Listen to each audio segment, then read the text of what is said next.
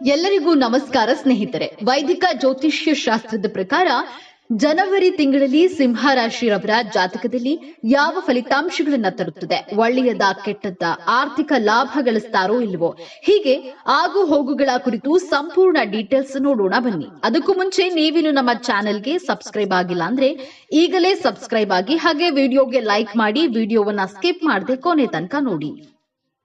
ಹಣಕಾಸಿನ ಪರಿಸ್ಥಿತಿ 2025ರಲ್ಲಿ ಜನವರಿ ತಿಂಗಳಿನಲ್ಲಿ ಸಿಂಹರಾಶಿರವರು ಹಣಕಾಸಿನ ವಿಚಾರದಲ್ಲಿ ಉತ್ತಮ ಫಲಿತಾಂಶವನ್ನ ಪಡೆದುಕೊಳ್ಳಬಹುದು. ಆರ್ಥಿಕ ಸಮಸ್ಯೆಗಳಿಗೆ ಪರಿಹಾರ ಆರಂಭದಿಂದಲೇ ದೊರಕಲಿದೆ. ಸಾಕಷ್ಟು ಸೀಕ್ರೆಟ್ ಹಣವನ್ನ ಕೂಡ ನೀವು ಬೇರೆ ಬೇರೆ ಮೂಲಗಳಿಂದ ಪಡೆದುಕೊಳ್ಳಬಹುದು. ಜನವರಿ ತಿಂಗಳಿನಲ್ಲಿ ಹೆಚ್ಚಾಗುವಂತಹ ಖರ್ಚಿನಿಂದಾಗಿ ಕೆಲವೊಂದು ಆರ್ಥಿಕ ಸಮಸ್ಯೆಗಳನ್ನ ನೀವು ಎದುರಿಸಬೇಕಾಗುತ್ತದೆ. ಅಕ್ಟೋಬರ್ ತಿಂಗಳಲ್ಲಿ ನಿಮ್ಮ ಹಣಕಾಸಿನ ಪರಿಸ್ಥಿತಿ ಮತ್ತೆ ನಿಮ್ಮ ಅನುಕೂಲಕ್ಕೆ ಅನುಸಾರವಾಗಿ ಪರಿವರ್ತನೆಯಾಗಲಿದೆ. ನವೆಂಬರ್ ಹಾಗೂ ಡಿಸೆಂಬರ್ ತಿಂಗಳಲ್ಲಿ ನಿಮ್ಮ ಖರ್ಚಿನ ಕಂಟ್ರೋಲ್ ನಿಮ್ಮ ಕೈಯಲ್ಲಿ ಇರಲಿ. ಯಾವುದೇ ಕಾರಣಕ್ಕೂ ಅಗತ್ಯಕ್ಕೆ ಮೀರಿ ಹಣವನ್ನ ಖರ್ಚು ಮಾಡುವುದಕ್ಕೆ ಹೋಗಬೇಡಿ. ದಾಂಪತ್ಯ ಜೀವನ ಈ ಸಂದರ್ಭದಲ್ಲಿ ಚೆನ್ನಾಗಿರುತ್ತದೆ. ಆದ್ರೆ ಈ ತಿಂಗಳಲ್ಲಿ ಆರಂಭದಲ್ಲಿ ನಿಮ್ಮ ಪತ್ನಿ ಸ್ವಲ್ಪ ಮಟ್ಟಿಗೆ ಆರೋಗ್ಯ ಸಮಸ್ಯೆಗಳನ್ನ ಎದುರಿಸಬೇಕಾಗಿ ಬರುತ್ತದೆ. ಈ ಸಂದರ್ಭದಲ್ಲಿ ನೀವು ಒಬ್ಬ ಒಳ್ಳೆಯ ಗಂಡನಾಗಿ ನಿಮ್ಮ ಹೆಂಡತಿಯ ಕಾಳಜಿ ವಹಿಸಬೇಕಾಗಿರುತ್ತದೆ. ಏಪ್ರಿಲ್ನಿಂದ ಸೆಪ್ಟೆಂಬರ್ ತಿಂಗಳ ನಡುವೆ ನಿಮ್ಮ ದಾಂಪತ್ಯ ಜೀವನದಲ್ಲಿ ದಂಪತಿಗಳ ನಡುವೆ ಹೊಸತನ ಕಂಡು ಬರಲಿದೆ ಹಾಗೂ ಈ ಹಿಂದೆ ಕಂಡು ಬಂದಿರುವಂತಹ ಪ್ರತಿಯೊಂದು ಸಮಸ್ಯೆಗಳು ಕೂಡ ನಿವಾರಣೆಯಾಗಲಿವೆ. ಈ ಸಂದರ್ಭದಲ್ಲಿ ನೀವು ನಿಮ್ಮ ಪತ್ನಿಯ ಜೊತೆಗೆ ಮಕ್ಕಳ ವಿಚಾರದಲ್ಲೂ ಕೂಡ ಕೆಲವೊಮ್ಮೆ ನಿರ್ಧಾರಗಳನ್ನ ತೆಗೆದುಕೊಳ್ಳಬೇಕಾಗಿ ಬರುತ್ತದೆ. ಆದ್ರೆ ಜೂನ್ ಮತ್ತು ಆಗಸ್ಟ್ ತಿಂಗಳಲ್ಲಿ ನಿಮ್ಮ ಕೋಪದಿಂದಾಗಿ ದಾಂಪತ್ಯ ಜೀವನದಲ್ಲಿ ಕೂಡ ಸಮಸ್ಯೆಗಳು ಉದ್ಭವವಾಗಬಹುದಾಗಿದೆ. ಹೀಗಾಗಿ ಈ ಸಮಯದಲ್ಲಿ ವಿಶೇಷವಾಗಿ ನೀವು ಶಾಂತಿಯಿಂದ ಕಾರ್ಯನಿರ್ವಹಿಸಬೇಕು. ವೃತ್ತಿ ಜೀವನ ಜನವರಿ ತಿಂಗಳ ನಂತರ ಅಥವಾ ಜನವರಿ ತಿಂಗಳ ಮಧ್ಯಂತರದ ನಂತರ ನೀವು ನಿಮ್ಮ ಹಿರಿಯ ಅಧಿಕಾರಿಗಳ ಜೊತೆಗೆ ಉದ್ಯೋಗ ಕ್ಷೇತ್ರದಲ್ಲಿ ಉತ್ತಮ ಸಂಬಂಧವನ್ನ ಹೊಂದಲಿದ್ದೀರಿ. ಆಗಸ್ಟ್ ಹಾಗೂ ಅಕ್ಟೋಬರ್ ತಿಂಗಳಲ್ಲಿ ಈ ಹಿಂದೆ ಬಾಕಿ ಉಳಿದಿರುವಂತಹ ಕೆಲಸವನ್ನ ನೀವು ಪೂರ್ತಿಯಾಗಿ ಮುಗಿಸಲಿದ್ದೀರಿ. ಕೆಲಸವನ್ನ ಬದಲಾಯಿಸಬೇಕು ಎನ್ನುವಂತಹ ಯೋಚನೆಯನ್ನ ಹೊಂದಿರುವಂತಹ ಉದ್ಯೋಗಿಗಳು ಅಕ್ಟೋಬರ್ ತಿಂಗಳ ಕೊನೆಯಲ್ಲಿ ಈ ಕೆಲಸವನ್ನ ಮಾಡಬಹುದಾಗಿದೆ. ನವೆಂಬರ್ ತಿಂಗಳಲ್ಲಿ ಉದ್ಯೋಗಿಗಳು ಈ ಸಂದರ್ಭದಲ್ಲಿ ಪ್ರಮೋಷನ್ ಪಡೆದುಕೊಳ್ಳುವ ಸಾಧ್ಯತೆ ಹೆಚ್ಚಾಗಿದೆ.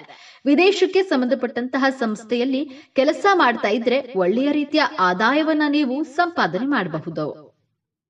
ವ್ಯಾಪಾರ ನಿಮ್ಮ ವ್ಯಾಪಾರ ವ್ಯವಹಾರಗಳಲ್ಲಿ ಉತ್ತಮ ಲಾಭವನ್ನ ಸಂಪಾದಿಸಬಹುದಾಗಿದೆ. ಅದರಲ್ಲೂ ಆಗಸ್ಟ್ ತಿಂಗಳ ನಂತರ ನೀವು ಸಂಪಾದಿಸುವಂತಹ ಲಾಭದಲ್ಲಿ ಹೆಚ್ಚಳ ಕಂಡು ಬರಲಿದೆ. ಆಗಸ್ಟ್ ತಿಂಗಳ ನಂತರ ಷೇರು ಮಾರುಕಟ್ಟೆಯಲ್ಲಿ ಹಣವನ್ನ ಹೂಡಿಕೆ ಮಾಡಿದ್ರೆ ಪ್ರಾಫಿಟ್ ಪಕ್ಕ. ನಿಮಗೆ ವಹಿಸುವಂತಹ ಪ್ರತಿಯೊಂದು ಜವಾಬ್ದಾರಿಗಳನ್ನ ಕೂಡ ನೀವು ಸರಿಯಾದ ಸಮಯಕ್ಕೆ ಪೂರೈಸ್ತೀರಿ.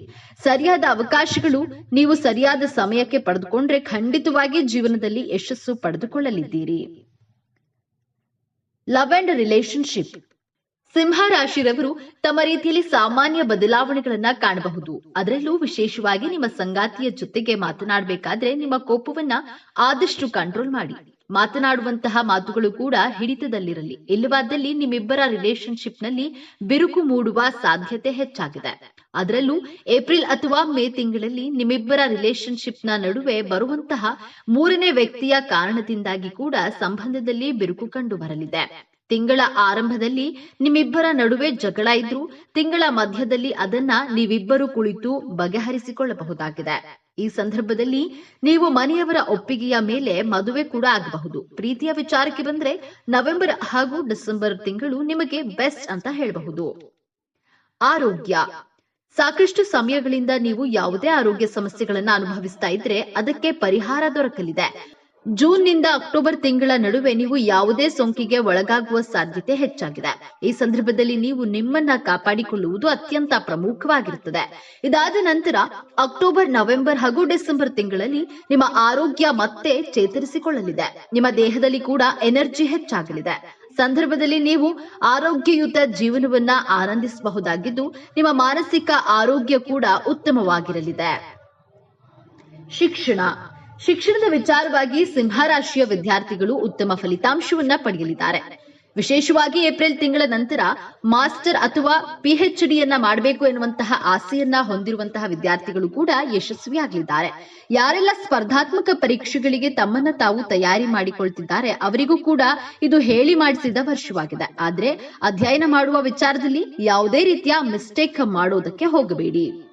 ಕುಟುಂಬ ಜೀವನ 2025ರ ಜನವರಿ ತಿಂಗಳಲ್ಲಿ ಸಿಂಹರಾಶಿಗೆ ಸೇರಿದ ಜನರು ತಮ್ಮ ಕುಟುಂಬ ಜೀವನದಲ್ಲಿ ಉತ್ತಮ ಫಲಗಳನ್ನ ಪಡೆಯುವ ಸಾಧ್ಯತೆ ಇದೆ. ತಿಂಗಳ ಆರಂಭದಲ್ಲಿ ನೀವು ಕೆಲವು ಸಮಸ್ಯೆಗಳನ್ನ ಎದುರಿಸಬಹುದು. ಈ ಅವಧಿಯಲ್ಲಿ ನೀವು ನಿಮ್ಮ ಮನೆಯವರೊಂದಿಗೆ ಉತ್ತಮ ಸಂಬಂಧ ಹೊಂದದೇ ಇರುವುದು, ಹಾಗಾಗಿ ಈ ಅವಧಿಯಲ್ಲಿ ನಿಮ್ಮ ಮನೆಯಲ್ಲಿ ಶಾಂತಿಯನ್ನ ಕಾಪಾಡಿಕೊಳ್ಳಲು ನೀವೆಲ್ಲರೊಂದಿಗೆ ಉತ್ತಮ ಸಂಬಂಧವನ್ನ ಹೊಂದುವುದು ಮುಖ್ಯ. ಫೆಬ್ರವರಿ ತಿಂಗಳಿನಲ್ಲಿ 4ನೇ ಮನೆಯಲ್ಲಿರುವ ಗ್ರಹಗಳು ನಿಮ್ಮ ಕುಟುಂಬದ ಮೇಲೆ ಹೆಚ್ಚಿನ ಪ್ರಭಾವವನ್ನ ಬೀರಬಹುದು. ಹೀಗಾಗಿ ನಿಮ್ಮ ತಂದೆಯ ಕೋಪವು ನಿಮ್ಮ ಮೇಲಿರೋದ್ರಿಂದ ನೀವು ಸಮಸ್ಯೆಗಳನ್ನ ಎದುರಿಸಬಹುದು. ಇದರಿಂದಾಗಿ ನಿಮ್ಮ ಮಾನಸಿಕ ಒತ್ತಡ ಹೆಚ್ಚಾಗಬಹುದು. ಆದ್ರೆ ನೀವು ಈ ಅವಧಿಯಲ್ಲಿ ಹಿರಿಯರೊಂದಿಗೆ ಮಾತನಾಡುವಾಗ ನಿಮ್ಮ ಮಾತಿನ ಮೇಲೆ ಹೆಚ್ಚಿನ ಗಮನವನ್ನ ನೀಡುವುದು ಮುಖ್ಯ. ಏಪ್ರಿಲ್ ಮಧ್ಯದಿಂದ ವರ್ಷದ ಕೊನೆಯವರೆಗೆ 12ನೇ ಮನೆಯ ಅಧಿಪತಿಯು 9ನೇ ಮನೆ ಮೇಲೆ ಪ್ರಭಾವ ಬೀರೋದ್ರಿಂದಾಗಿ ನೀವು ತಂದೆಯ ಆರೋಗ್ಯದ ಬಗ್ಗೆ ಹೆಚ್ಚು ಗಮನ ವಹಿಸಬೇಕು. ಈ ಅವಧಿಯಲ್ಲಿ ನೀವು ನಿಮ್ಮ ಕುಟುಂಬದೊಂದಿಗೆ ಉತ್ತಮ ಕ್ಷಣಗಳನ್ನ ಕಳೆಯೋದ್ರೊಂದಿಗೆ ಸಂತಸದಿಂದ ಜೀವನ ನಡೆಸುವಿರಿ. ನೀವು ಪ್ರತಿಯೊಂದು ಕ್ಷೇತ್ರದಲ್ಲಿ ನಿಮ್ಮ ಮನೆಯ ಜನರ ಸಂಪೂರ್ಣ ಬೆಂಬಲವನ್ನ ಪಡೆಯುವ ಸಾಧ್ಯತೆ ಇದೆ. ಜೊತೆಗೆ ನಿಮ್ಮ ಮನೆಯಲ್ಲಿ ಎಲ್ಲ ಸದಸ್ಯರು ನಿಮ್ಮ ಕೆಲಸಕ್ಕಾಗಿ ತಮ್ಮ ಸಪೋರ್ಟ್ ಬೆಂಬಲವನ್ನ ನೀಡುವ ಸಾಧ್ಯತೆ ಇದೆ. ಪರಿಹಾರಗಳು: ಸೋಮವಾರ ಮತ್ತು ಗುರುವಾರ ಶಿವದೇವರನ್ನ ಆರಾಧಿಸಿ. ಸಾಧ್ಯವಾದ್ರೆ ಮಹಾದೇವನ ಸನ್ನಿಧಾನಕ್ಕೆ ಹೋಗಿ ಬನ್ನಿ. 2 ಮುಖದ ರುದ್ರಾಕ್ಷಿಯನ್ನ ಧರಿಸಿ ಗೌರಿ ಶಂಕರನ ಪೂಜೆ ಮಾಡಿ. ಸೋಮವಾರದಂದು ಮುತ್ತು ಧರಿಸಿ ಶಿವನಿಗೆ ಅಭಿಷೇಕ ಮಾಡಿಸಿ. ಶನಿವಾರದಂದು ಶನಿಯನ್ನ ಪೂಜಿಸಿ ಶನಿ ಸಂತೃಪ್ತನಾಗಲಿ. ಒಟ್ಟಾರೆಯಾಗಿ 2025 ಜನವರಿ ತಿಂಗಳಲ್ಲಿ ಸಿಂಹ ರಾಶಿಯವರಿಗೆ ಹೇಗಿರುತ್ತೆ? ಸಾಮಾನ್ಯ ಅನ್ನೋದಕ್ಕಿಂತ ಹೆಚ್ಚಾಗಿ ಸಿಂಹ ರಾಶಿಯ ಜಾತಕದವರಿಗೆ ಚೆನ್ನಾಗಿರುತ್ತದೆ. ಮಾರ್ಚ್ನವರೆಗೆ ಶನಿ ಕಾಟವಿಲ್ಲ. ತದನಂತರ ಗುರುಬಲ ಇರೋದ್ರಿಂದ ಎಲ್ಲಾ ಕಷ್ಟವನ್ನ ಸಹಿಸಿಕೊಳ್ಳುವ ಶಕ್ತಿ ಇರುತ್ತದೆ. ಸಾಧಾರಣವಾದಂತಹ ಶೈಕ್ಷಣಿಕ ಜೀವನ ನಡೆಸುವಿರಿ. ಪ್ರೀತಿ, ಪ್ರೇಮ, ವೈವಾಹಿಕ ಜೀವನದಲ್ಲಿ ಕಲಹಗಳು ಇದ್ದರೂ ಅದನ್ನ ನಿಭಾಯಿಸುವ ಶಕ್ತಿ ನಿಮಗಿರುತ್ತದೆ. ಕಿರಿಕಿರಿ ಇದ್ರೂ ಕೂಡ ನೀವು ಅದನ್ನ ಸರಳವಾಗಿ ತೆಗೆದುಕೊಳ್ಳುವಿರಿ. ಅದನ್ನ ಸರಿ ಹೊಂದಿಸುವಂತಹ ಶಕ್ತಿ ನಿಮಗಿರುತ್ತದೆ. ಫೈನಾನ್ಸ್, ಕರಿಯರ್ ಹಾಗೂ ಬಿಸಿನೆಸ್ ಹಾಗೂ ಶೈಕ್ಷಣಿಕ ಕ್ಷೇತ್ರದಲ್ಲಿ ಸ್ವಲ್ಪ ಮಟ್ಟಿಗೆ ಪಾಸಿಟಿವ್ ಫಲಿತಾಂಶವನ್ನ ನೀವು ಪಡೆಯಲಿದ್ದೀರಿ. ಇದರೊಂದಿಗೆ ವಿವಾಹ ಯೋಗವೂ ಇದ್ದು ಅವಿವಾಹಿತರಿಗೆ ಕಂಕಣ ಭಾಗ್ಯ ಕೂಡಿ ಬರಲಿದೆ. ಅಲ್ಲದೆ ಸಾಲಬಾಧೆಗಳು ನಿವಾರಣೆಯಾಗುತ್ತವೆ.